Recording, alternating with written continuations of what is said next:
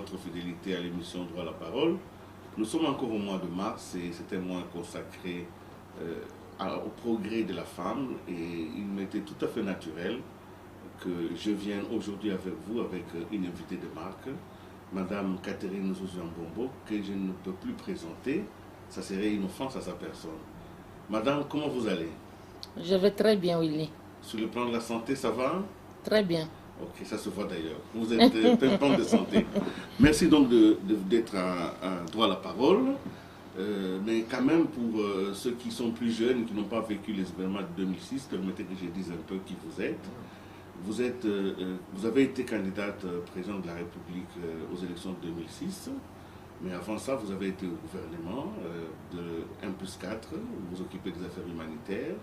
Surtout maintenant que le monde connaît beaucoup de problèmes humanitaires. Je crois que votre âme sensible est là. Et depuis 2006, vous avez reculé un tout petit peu sur la scène publique. On ne vous voit plus, vous ne parlez pas beaucoup. Et vous avez même pris une décision. Et vous allez nous expliquer aujourd'hui pourquoi. De prendre un peu de distance par rapport au parti qui est votre parti cher, le MPR, fait privé. Un parti pour lequel vous êtes allé en prison, un parti avec lequel vous êtes allé d'ailleurs aux élections. Tout ceci, c'est beaucoup de sujets, mais le sujet principal d'abord, c'est la femme. J'aimerais déjà, avant qu'on entre en politique politicienne, dites-moi pour ce mois de la femme, quelles sont vos pensées, comment vous avez évalué le progrès de la femme dans notre pays depuis l'année passée? Bon, vous m'avez posé là des questions très importantes. Mais on va y aller par progressivement, oui. Je pense que la Congolaise a quand même beaucoup progressé. Lorsque je regarde un peu, je jette un regard en arrière par rapport à ce qu'elle fut pendant la colonisation, par rapport à sa démarche après l'indépendance jusqu'à aujourd'hui. Mais ce que je regrette, c'est que malgré qu'elle se soit beaucoup battue pour que les textes importants puissent s'intégrer, par exemple la question de la parité, elle a été mise dans la Constitution. Ce n'est pas venu comme ça tout seul. Les femmes se sont battues au niveau du Parlement, au niveau du gouvernement, pour que cela soit accepté. Mais elles ne sont pas très regardantes pour bénéficier justement de cette parité. J'ai dit qu'il est difficile de pouvoir parler parité pour les fonctions électives parce que là, la population choisit qui elle veut. Encore que si vous êtes candidat d'un parti politique, vous pouvez aussi déjà vous battre au sein de votre parti politique pour que le parti politique puisse vous donner un coup de main afin que la campagne puisse se faire dans les meilleures conditions et que vous soyez élu. Mais pour les questions qui ne nécessitent pas la parité comme les fonctions, comme membre du gouvernement par exemple, ce sont les partis politiques qui désignent les membres du gouvernement. Mais les femmes, on a l'impression qu'elles ne font pas attention. La plupart des chefs de partis politiques préfèrent désigner les hommes au gouvernement au lieu de tenir compte de la parité. Et que ce soit même les nominations au niveau des entreprises. Pourquoi est-ce que jusqu'ici, au niveau des entreprises, il n'y a pas beaucoup de femmes PDG dans les entreprises d'État? Cela ne nécessite pas... La personne qui est à la tête du ministère du portefeuille étant une femme, je pense qu'elle devrait faire un effort pour veiller à cet aspect des choses. En fait, bref, voilà ce que je peux dire à ce sujet, mais c'est un processus, c'est un combat qu'il faut entreprendre parce que pour que cela soit compris par tout le monde, ça demanderait un peu du temps, mais cela nécessite vraiment l'engagement des femmes. Cela nécessite que les femmes comprennent qu'on ne nous fera pas de cadeaux et qu'il faut pouvoir arracher ce qui nous revient parce que c'est ça la politique. Alors, Madame Ouzouzi, vous êtes une femme puissante, connue, votre réputation n'est plus à faire. Est-ce qu'il faut beaucoup d'années pour qu'une autre dame comme vous puisse émerger? Que faut-il faire? Pourquoi il n'y a pas aujourd'hui de femmes puissantes qui dirigent les partis et qui tiennent tête? Est-ce qu'il faut-il passer par un affrontement avec le monde des hommes pour émerger comme femme? Bon, là, je pense que tu exagères un peu. Maman Zouzi n'est pas du tout puissante. Mais ce que je peux dire, je pense qu'on n'a pas besoin d'entrer en affrontement pour émerger en politique. Je pense que la chose la plus essentielle qui nous est demandée, nous les femmes, il faut compter d'abord sur ses propres... il faut beaucoup se former soi-même, il faut compter sur ses capacités intellectuelles, il faut compter sur son engagement politique, être loyal en politique. C'est un métier qui nous demande beaucoup. Et si vous n'êtes pas convaincu de cela, il ne faut pas le faire. Pourquoi faire un affrontement? Parce que nous sommes appelés à vivre ensemble avec les hommes. Mais ce que je reconnais quand même aux hommes, c'est je ne dirais pas, leur courage. Dès qu'il y a une femme qui s'est imposée par ses capacités intellectuelles et par sa manière de faire, ils vous adoptent. Moi, par exemple, tous mes amis sont des hommes. Je n'ai presque pas... jamais souffert d'une certaine discrimination. Je n'ai jamais souffert d'une discrétion. Ils ont un peu peur aussi de vous, hein? Vous êtes quand même charismatique. Pas du tout. Quand je vais chez eux, je me dis, je vais chez mon ami. Et quand ils viennent ici me voir, souvent, ils sont vraiment courtois et ce sont des gens qui sont... Vous avez été gouverneur de la ville. Oui, mais c'est à travers ce cheminement qu'ils ont appris à me découvrir que je n'ai pas été gouverneur parce que femme. Je pense que je l'avais mérité. Je pense que je l'avais mérité et ils ne me font plus sentir, même dans les discussions, que je suis femme. Madame, cette année, le thème qui a été célébré, c'était l'accès de femmes à la science, à la technologie, à la formation. Je suis heureux que quand je suis arrivé ici, je vous ai trouvé en train de surfer sur Internet. C'est assez rare, mais vous êtes accro aussi aux nouvelles technologies. J'étais très surpris. Vous faites des mails et tout. Bon, comment vous avez fait pour vous adapter rapidement? Parce que c'est quand même pas de vos générations, ça. Beaucoup d'hommes politiques, déjà, des hommes, c'est déjà pour eux dépassé. Ils ne peuvent plus s'adapter. Vous savez qu'il n'y a pas un âge pour apprendre. Hein? C'est l'apprentissage. Pour un homme politique, on apprend tout le temps. On apprend à travers la lecture, on apprend à travers la télévision, on apprend à travers les contacts, à travers le voyage. Il faut le faire pour ne pas être complètement déconnecté. Je peux avoir avec des amis politiques certaines choses à se dire. Il ne faut pas que j'attende le secrétaire pour me faire des... faire des emails. Vous envoyez vous-même vos emails? J'envoie même mes emails, même dans le monde des affaires. Je peux avoir un fournisseur qui a un problème, qui me demande une information. Il faut que je sois en mesure de la lui donner directement sans attendre que mon secrétaire soit là. Bref, dans tout ce qu'on fait, on est quand même obligé de faire des efforts pour ne pas être dépassé, pour ne pas être déconnecté. Vous avez fait comment? Qu'est-ce qui s'est passé? Parce que vous êtes vraiment en train de faire vous-même, vous avez mis votre mégapass, vous avez vous-même travaillé. Mais ce sont mes petits-enfants qui m'ont aidé à le faire. Nous envoyons des messages sur le Facebook. Oh. Je vais te raconter une petite blague. Oui. J'avais envoyé un message à mon petit-fils la semaine passée, il y a 2 semaines. Alors, quand il est venu me voir ici, on rigolait. Maintenant, il dit, ses amis lui demandent, mais pourquoi tu rigoles? Tu te dis, mais ma mémé m'a envoyé un message. Quoi? Ta mémé s'est surfée. Il dit, mais oui, moi j'ai reçu le message de ma mémé. Alors, ils sont venus ici et comme par hasard, ils m'ont trouvé sur Internet. Alors, l'autre qui dit, je vais dire à ma mère de faire attention parce que quand même, ta mémé s'est surfée, ma maman ne le sait pas. Ça m'a fait rire.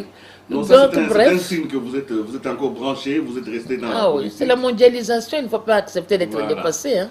Alors, mais vous avez quand même décidé, c'est là ma deuxième question importante, vous avez décidé de prendre des distances par rapport au MPR. Et j'aimerais savoir pourquoi. Parce que c'est quand même un parti, c'est celui-là qui incarnait vos idéaux et votre loyauté dont vous avez fait allusion ici, au moutisme que vous n'avez pas régné. Je ne peux pas me renier, je resterai moboutiste jusqu'à la fin de ma vie.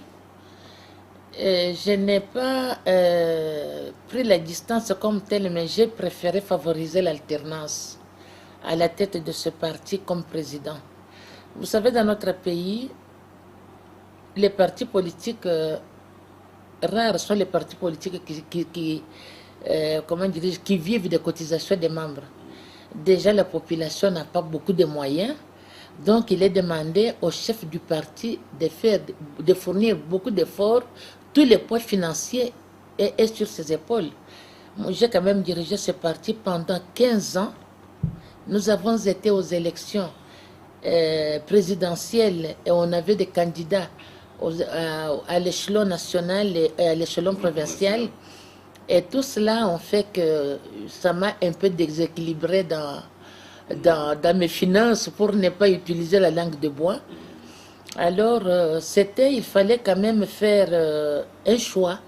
Si je devais vraiment me mobiliser pour essayer de me refaire la santé financière, eh bien, ça me demande que je voyage beaucoup, ça me demande que je puisse un peu relancer mes entreprises. Vous savez que depuis le pillage, nous avons été pillés 2 fois, en 91 et en 93. Les installations étaient complètement détruites.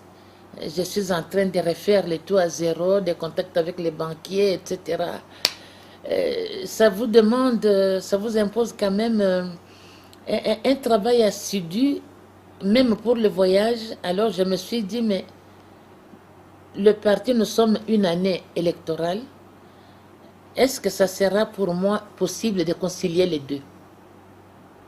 Ce n'était pas une décision facile, je vous assure. J'avais décidé d'abord, la première chose, de convoquer un congrès pour pouvoir le faire comme d'une manière élégante. Mais il y a 3 ans, j'avais convoqué le congrès, 4 ans plus tôt, j'avais convoqué le congrès où on avait eu qui a connu la participation de tous les délégués de tous les territoires. C'était quand même un coût financier important. Les refaire encore maintenant, c'était difficile. Alors j'ai préféré tout simplement les remettre à la DPN. Ce n'était pas du tout facile, ça je vous assure. Parce que l'MPR est comme un enfant pour moi. Oui, oui. Mais je devais le faire pour ne pas garder le parti, garder la présidence tout en sachant que je n'aurais pas suffisamment le temps pour m'en occuper. Et là, ça sera de l'irresponsabilité. Voilà, mais depuis que vous l'avez pris quelques distances, l'MPR est toujours là ou l'MPR a disparu? Mais il est là, c'est le premier vice-président Ntimba qui m'a remplacé. Bon, je pense qu'il fait des sommiers pour faire marcher le parti. Nous allons le voir, on ira le visiter. C'est un homme, un ancien cadre du parti, il faut lui donner le temps aussi. D'accord.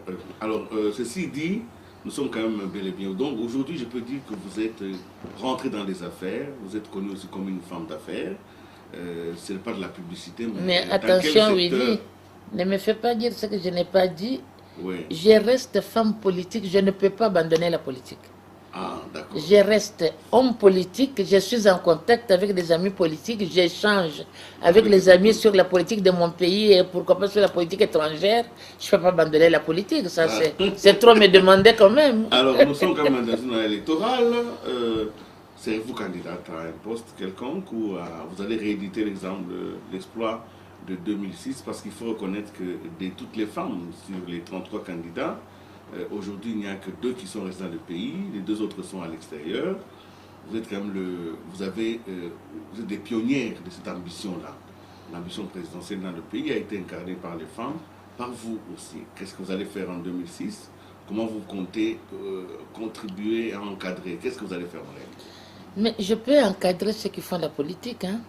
Il n'est pas dit que je dois nécessairement moi-même être aux commandes. Ouais. Je vous ai dit que l'option que j'ai prise en ce moment, c'est d'abord de m'occuper de mes affaires à fond. J'ai l'habitude d'assumer mes choix, d'assumer mes idées. Je ne vais pas faire quelque chose de son contraire. Maman Zouzi, proche de l'opposition ou proche du pouvoir? D'abord, je voudrais comprendre, être proche du pouvoir et proche de l'opposition, ça veut dire quoi? En clair, c'est que vous êtes proche de l'AMP, vous défendez les programmes de l'AMP, vous défendez le président Joseph Kabila, vous n'êtes pas proche de l'AMP, vous défendez donc l'opposition. Évidemment, elle est plurielle aujourd'hui. Donc, vous vous situez comment par rapport à ces deux tendances? Mais d'abord, je ne sais pas si le président Kabila a besoin d'être défendu. Je pense qu'il se défend lui-même très bien. Et puis, il a toute une machine qui le fait à sa place. Pourquoi vous voulez que je puisse l'encombrer? Non, votre appui. Donc, vous ne vous sentez pas proche d'aller, vous n'avez pas de place là-bas? Non, pour le moment, je suis en bon terme avec tout le monde. J'ai des amis dans l'AMP, vraiment des amis dans l'AMP, hommes et femmes. J'ai des amis dans l'opposition. Maintenant, je suis dans une position qui m'oblige à être en bon terme avec tout le monde. Bien sûr. Donc... Mais votre appui sera demandé d'une manière ou d'une autre. Vous avez dit, vous êtes femme politique, donc homme politique de premier plan. Il va sans dire qu'on viendra vous solliciter pour appuyer, pour un mot de consigne. Vous allez quand même avoir un moment donné le temps. Mais je pense que là, ça sera dans l'isoloir. Hein? Ne me demandez pas quand même de le faire publiquement. Ce n'est pas démocrate, ça. Hein? Très bien, madame. Alors, j'attends, nous allons savoir ça plus tard. Alors, nous révélons que mon pays, il y a eu il y a une semaine, d'ailleurs, je crois, des Congolais, des hommes politiques se sont réunis en Afrique du Sud. Et bon, nous ne savons pas encore très bien les tenants et les aboutissants de cette réunion. Oui. Mais nous savons quand même que d'une certaine manière, ils ont décidé, se sont accordés. Ce n'est pas encore officiel parce que les institutions n'ont pas encore entériné cela. Ils ont accordé de coupler les deux élections, présidentielles et législatives, et de garder le mode proportionnel. Quelle est votre lecture, quel est votre avis par rapport à ça? Les gens m'ont pensé que c'était en fait un Sun City bis. Vous étiez à Sun City, je sais que j'ai fait une interview avec vous là-bas, le jour de votre anniversaire, je me rappelle. Oui, oui. Voilà, donc est-ce que ce qui s'est passé en Afrique du Sud récemment là vous a interpellé un tout petit peu? Bon, j'ai suivi, j'ai même demandé à mon secrétaire de me sortir ça à l'internet, les résolutions de ce forum. Pour moi, j'ai vu que c'était un forum d'échange. Moi, je pense qu'il est nécessaire dans un pays pour qu'on puisse échanger. On est allé le faire à l'extérieur, c'est dommage. Pourquoi est-ce qu'on ne le ferait pas ici? Pourquoi est-ce qu'on ne peut pas avoir de bonnes habitudes lorsqu'il y a des grandes questions d'intérêt national? Pourquoi est-ce que l'opposition, la société civile autour du président de la République, ils ne peuvent pas se retrouver pour échanger sur la marche du pays? Nous le voyons souvent sous d'autres cieux. Dernièrement, Sarkozy, on l'a vu même recevoir celui qu'on peut considérer comme son ami de Villepin. Ils ont échangé sur la politique de la France. Moi, je pense qu'il faut qu'on fasse un effort pour arriver à ce que la concertation se fasse sans état d'âme. La politique est faite de concertation. La politique est faite de compromis. La politique est faite de concessions. Donc ça doit être comment dirais-je, automatique. On doit aller le faire en Afrique du Sud. Ça m'avait un peu peiné. Bref, je félicite ceux qui ont eu l'idée de le faire. Vous savez, dans notre pays, comme on ne sait pas beaucoup très bien qui dit quoi, qui fait quoi, la radio-trottoir, elle est très efficace. Dernièrement, les bruits ont couru comme quoi on va décaler les présidentielles des législatives parce qu'on n'a pas assez de moyens. Et la question qui m'est venue à l'esprit était de savoir, mais si on a supprimé les 2 tours des présidentielles pour faire des économies, quel intérêt avons-nous de vouloir maintenant dissocier les législatives des présidentielles? Mais c'est vouloir une chose et son contraire.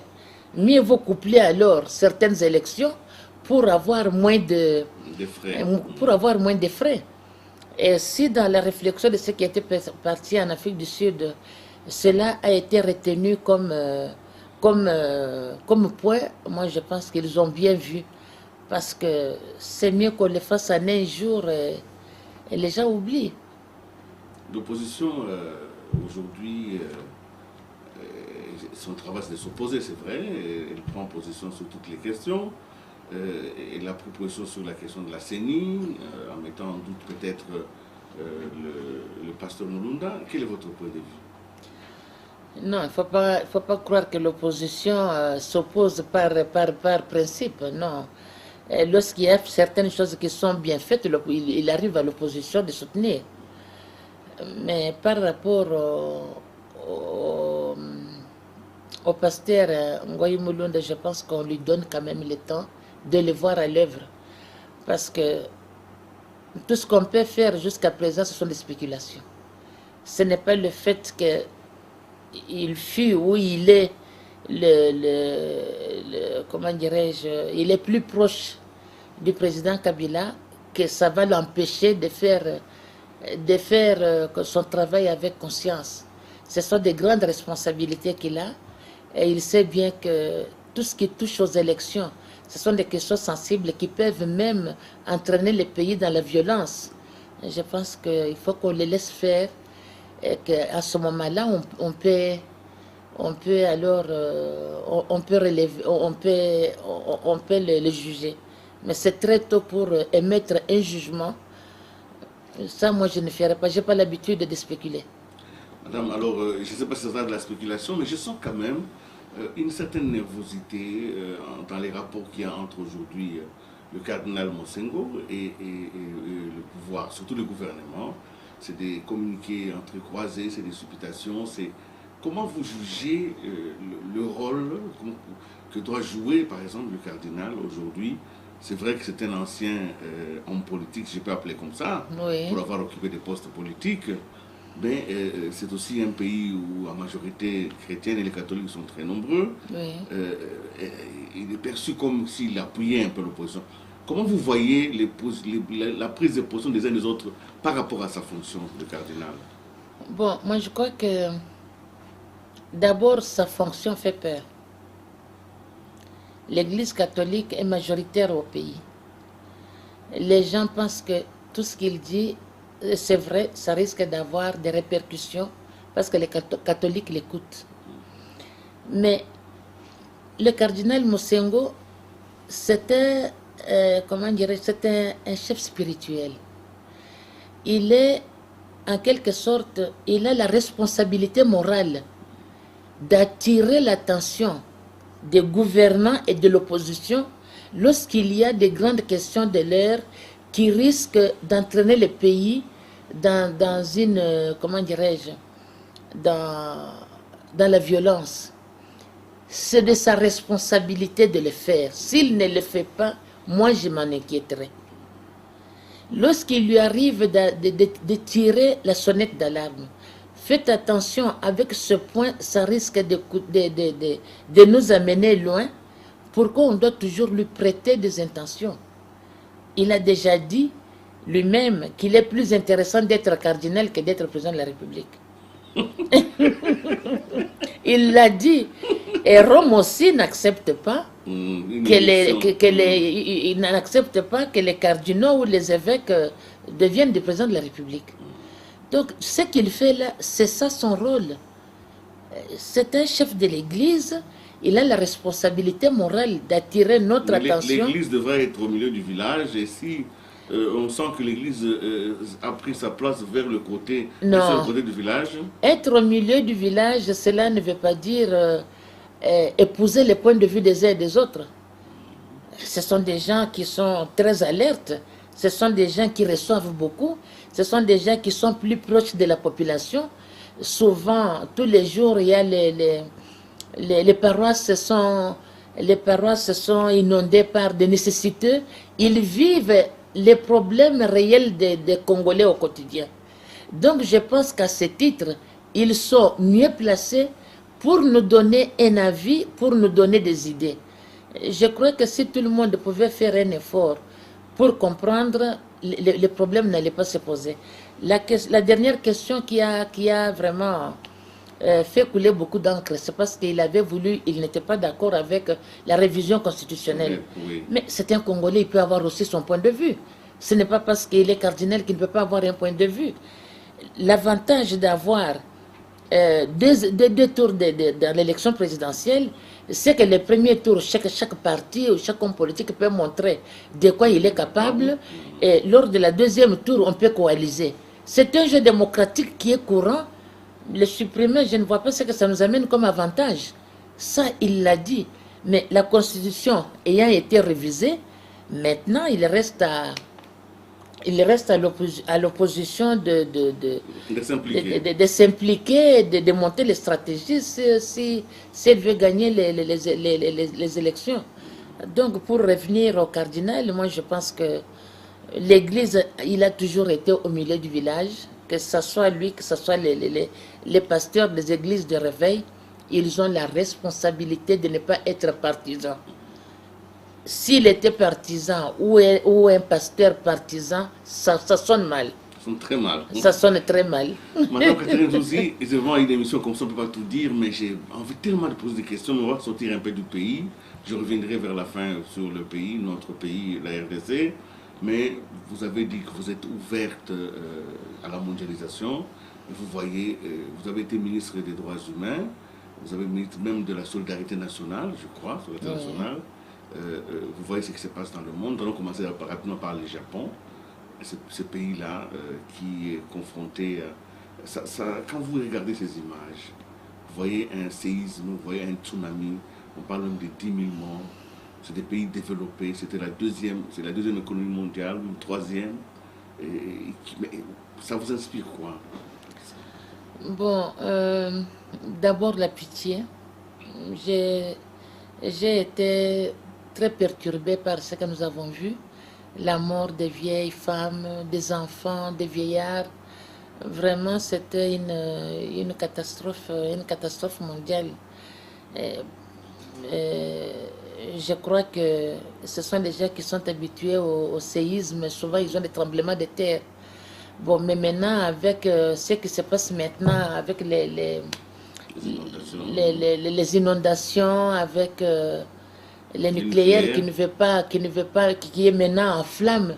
Et là, je crois que nous devons aussi faire attention parce que notre centre nucléaire au campus, je ne sais pas s'il est bien protégé. Vous voyez ce qui se passe ailleurs, ça doit nous donner la possibilité, l'alerte d'éveiller notre attention parce que tout le monde passe par là. C'est à la découverte. Je pense que le Japon, comme c'est un grand pays, lorsqu'il lui arrive à demander même de l'aide à d'autres pays, c'est vous dire qu'il a été vraiment surpris par la catastrophe qui leur est arrivée. Bon, ce sont des choses qu'on ne peut pas toujours prévoir, mais lorsque ça arrive comme ça, nous devons savoir comment faire face, être prêt avec les moyens de sauvetage. On a eu Goma il y a quelques années, on a connu aussi plusieurs catastrophes, mais nous avons même prévenu que les gens ne devraient pas habiter dans les environs. Mais j'étais là que lorsque je suis allée quand j'étais au gouvernement pour apporter l'aide humanitaire, j'ai trouvé que les gens sont rentrés construire aux mêmes endroits où les maisons ont été détruites. Et donc il revient au gouvernement de prendre des mesures de protection pour que lorsque ce genre de catastrophes arrivent, qu'on ne soit pas, comment dirais-je, qu'on ne soit pas dépourvu de moyens de faire face à cela. Nous rentrons en Afrique, et l'Afrique c'est l'Afrique du Nord, on a connu deux révolutions, Tunisie, Égypte, maintenant c'est la Libye.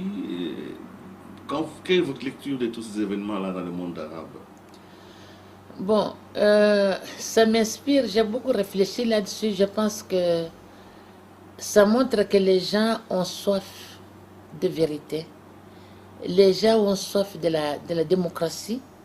Les gens ont soif de la liberté. Et en un mot, il appartient à tous les gouvernants, qu'ils soient en Europe, qu'ils soient en Afrique, Afrique centrale, Afrique de l'Est, de l'Ouest, comme vous voulez, de savoir que tous les gouvernements du monde ont choisi la démocratie comme mode de gouvernance. Et il est impossible de penser qu'on peut museler les gens tout le temps. Voilà pourquoi il faut accepter, dans une démocratie, il faut accepter la contradiction. Dans une démocratie, il faut accepter la liberté, d'accorder la liberté aux gens, parce que trop de... lorsqu'on veut trop censurer, ça tue la démocratie, ça crée la nervosité, et lorsque le verre est plein, il déborde. On voit l'embarras des Occidentaux, surtout de G8, d'intervenir en Libye, en même temps que le président Kadhafi lui-même a décidé, en disant qu'il va punir les insurgés, et on voit beaucoup de morts, mais l'Europe, les États-Unis, même les Nations Unies, personne ne veut intervenir. Est-ce que nous pouvons dire que c'est une question d'intérêt ou une question de... Bon, c'est que les Africains, même s'ils meurent, ce n'est pas un problème. Bon, dans la question de la Libye, il y a à boire et à manger. Le président Kadhafi, c'est un président élu qui est là depuis des années. Il y a eu des insurgés dont on dit qu'ils sont venus d'ailleurs. On a dit également que ce sont les gens qui ont été, que c'est une révolte qui a été télécommandée de l'extérieur. De l'extérieur, de quel continent, je ne sais pas. Je pense que tous les gouvernements devraient se défendre. Mais ce que moi j'ai désapprouvé, c'est le rapport de force, l'utilisation de la force, ce n'était pas proportionnel. Les insurgés n'avaient pas des armes, n'avaient pas des avions de chasse. Il y a eu beaucoup de morts et je pense que là ça va laisser des cicatrices, ça va laisser des très mauvais souvenirs, que ce n'est pas bon. Mais on ne peut pas les condamner de se défendre. Un gouvernement qui ne se défendrait pas ne serait pas un gouvernement. Bon, et aussi, ce que je regrette aussi, c'est que certains présidents occidentaux, ils ont souvent tendance à vouloir donner des injonctions. Ce n'est pas bien. Ce sont les rapports, il faut éviter les rapports d'interdépendance. Un État, fut-il petit, fut-il pauvre, mérite quand même d'être pris en considération. Mais depuis un certain temps, nous voyons ce sont des injonctions qu'on veut donner, surtout que lorsque la chose se passe en Afrique, et les Africains, nous n'aimons beaucoup ça, nous n'aimons pas ça. Il faut quand même que les rapports soient empreints de cordialité. Et je pense qu'en utilisant beaucoup plus la diplomatie, il y a moyen de réussir de régler certains problèmes qui peuvent paraître graves, que lorsqu'on utilise les médias et on veut montrer que... Parce que maintenant, c'est gênant. Maintenant qu'il est en train de récupérer son territoire, qu'est-ce qu'ils vont faire? Ça devient très gênant. Ça devient très gênant. Et la Côte d'Ivoire, madame, votre point de vue, voilà un président, il y a une élection, celui qui est reconnu par l'Union nationale ne parvient pas à prendre l'effectivité du pouvoir, celui qui est reconnu par la Constitution constitutionnelle est en place et le peuple s'affronte au travers des interférences, des violences pratiquement gratuites. Et pourtant, Laurent Gbagbo ou Ouattara, c'est quand même des grands Africains. Qu'est-ce que vous pensez de cette situation-là tragique? Bon, c'est vraiment une situation tragique, comme tu viens de le dire. Mais vous savez que dans nos pays africains, nous devons aussi apprendre à faire les choses correctement. Ils se sont mis d'accord avant les élections de prendre l'ONU comme le garant du processus. Et lorsque l'ONU a eu à se prononcer sur ce qu'il a considéré comme le verdict des urnes, il y a eu la nervosité dans le cas du président Gbagbo. On ne peut pas aimer une chose et son contraire. Ou bien on s'est dit, on est souverain. Nous ne demandons pas aux observateurs de se mêler de ce qui ne les regarde pas. À ce moment-là, vous allez faire du verdict ce que vous voulez. Et encore, vous ne pouvez pas faire ce que vous voulez parce qu'il y a la commission électorale qui est sur place, qui a un mot à dire. S'il n'avait pas demandé à l'ONU d'être le garant de ces élections, l'ONU n'allait pas se présenter, n'allait pas se prononcer. C'est vouloir une chose et son contraire. Et moi, en tant qu'Africaine, c'est une question qui m'attriste beaucoup. En plus de cela, il y a eu aussi l'intervention de certains présidents européens, maladroits. Ils doivent comprendre que l'Afrique, les Africains, nous sommes très susceptibles. Pourquoi ne pas utiliser la diplomatie pour régler certains problèmes, pour donner des conseils?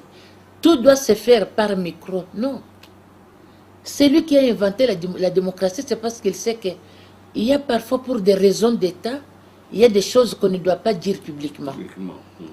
Et la diplomatie, c'est une arme efficace. Ce n'est pas une arme de faible.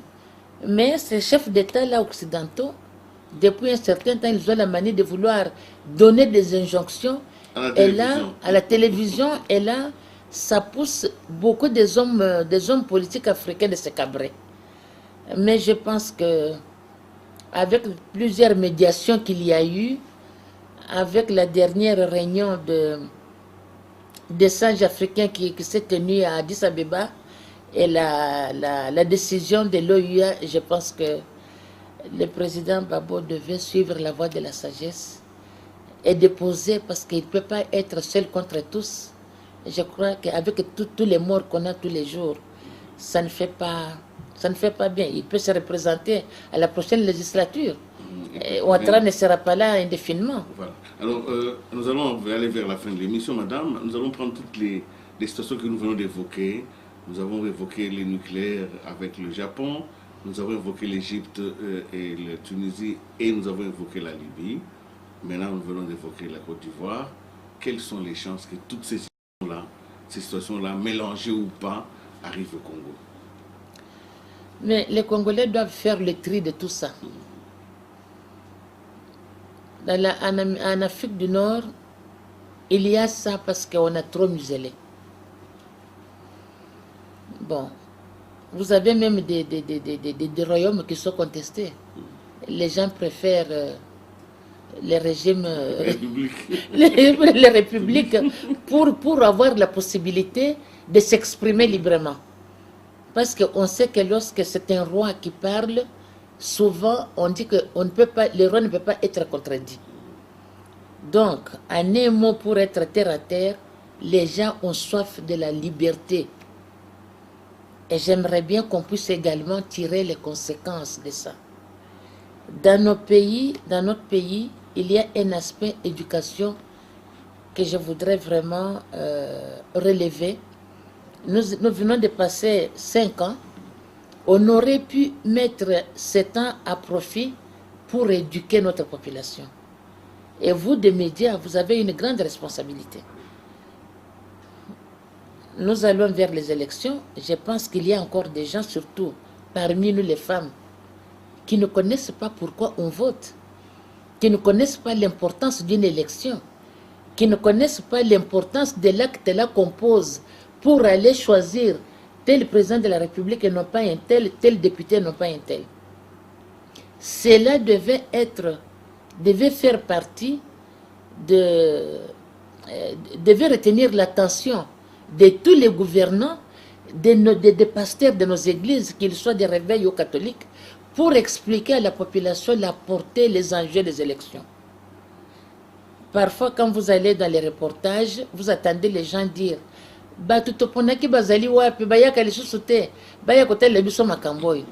c'est parce qu'on a banalisé les élections dans notre pays. On élit quelqu'un non pas à cause de ce qu'il amène comme idée pour pouvoir changer la société congolaise, mais c'est parce qu'il vous apporte des casiers de bière, il vous apporte des t-shirts, il vous apporte des pagnes. C'est surtout les femmes qui sont des victimes. Vous attendez les gens dire ah maman moko azakuna zo sala meeting na ye di na longwe na ngai ayeli biso masanga te azapi ata na maputa tata na ba t-shirt te ya banzi to kolia ye. On attend ça, non? Mais est-ce qu'il est dit que l'intelligence se trouve seulement chez les gens qui ont des moyens? Moi, je dis non. Il y a des gens qui peuvent ne pas avoir les moyens, mais qui ont des têtes bien faites, qui sont intelligents, qui par leur contribution, par leurs idées, peuvent faire changer la nation. Donc, je pense que pour le mois de la femme qui reste vraiment, moi, je souhaiterais que les journalistes femmes puissent mettre ce temps à profit pour vraiment faire l'éducation des mamans, et que les chefs de partis politiques puissent, d'ici les élections, puissent aider les Congolais à comprendre la signification et l'importance des élections. Et ça va nous éviter les dérapages qu'on regrette ailleurs. Parce que personne n'est à l'abri de ce qui se passe au Nord. Personne. Lorsqu'on veut faire des meetings, on empêche. Mais quand les autres de notre bord les font, on autorise. Ça ne va pas.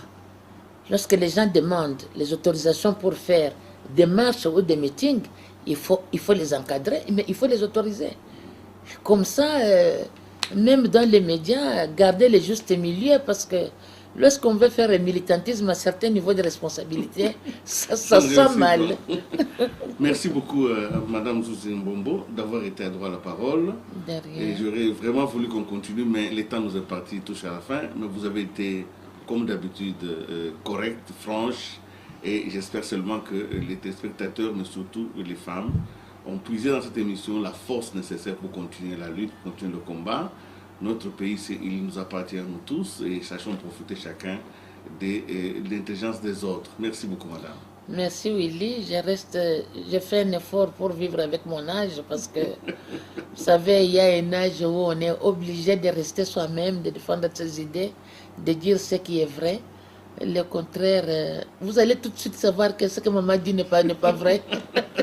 Merci beaucoup, madame. Merci pour la visite. Mais vous êtes encore très jeune, même si vous êtes mémé aujourd'hui, même mémé sur Facebook. Hein. Au revoir et à la prochaine. C'est donc la fin de cette émission. Merci. Merci, Willy. Au plaisir.